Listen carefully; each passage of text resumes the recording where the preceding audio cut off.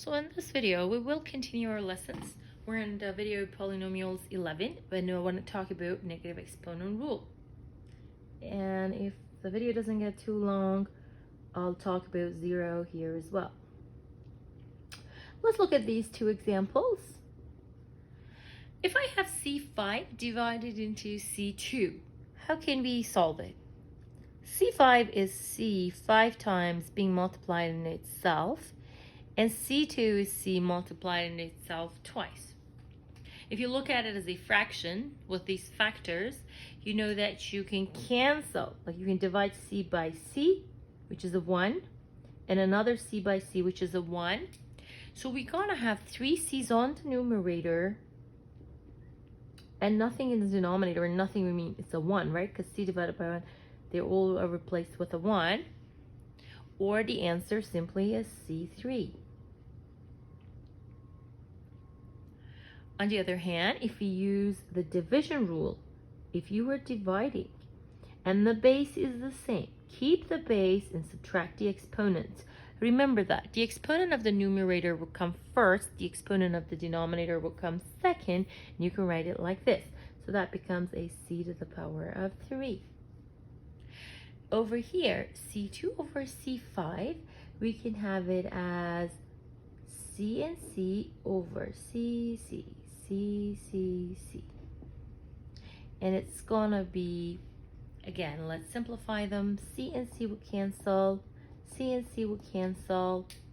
There's just 1 on the top and C to the power of 3 in the denominator.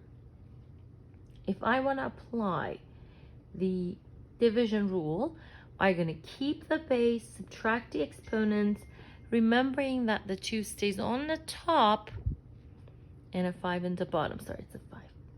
What is 2 minus 5? Negative 3. So in one hand, the division's result is C negative 3. On the other hand, the result of the same division is 1 over C3. So let me write it down here. That equals to C to the power of negative 3. This is called, well, we use this. This is how I proved it to you, but this is what we use, and we call it the negative exponent rule. And whenever we have a negative exponent, I emphasize a negative exponent, not a negative base, you make sure that you bring it all the way down to the denominator and you make it positive. So for example, if I have C2b negative 5, I can write it down as C2 on the top, B5 in the bottom. In another example, if I have x2y negative 3 over a5 b negative 4, what I could do is that I can say that, well, x2 has a positive exponent, I leave it there. a5 has a positive exponent, I leave it there.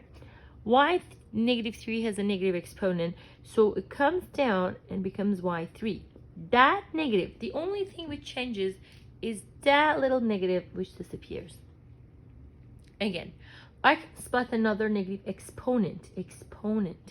So b negative 4 goes up and becomes b positive 4. So pretty much what we did was that we grabbed this guy, we brought it down, we grabbed this guy, we put it in the numerator. Now, the mistake that the students make would be similar to this. If I give you this question, if I say, what is negative 3 to the power of 2 over 5? Can we apply the negative exponent rule here? No, because we don't have a negative exponent. The exponent is positive. So just continue and carry on with my life here. Negative 3 times negative 3 over 5 is just 9 over 5. See, that 3 doesn't go anywhere because the exponent is positive. But if I have, let's make it really complicated, negative 3 to the power of negative 2 over 5, well, 5 is a 5, we don't have to worry about that, but this negative exponent rule needs to apply to which negative? Just the negative on the exponent. This negative belongs to the base. We do not touch the base, right? It's just as that.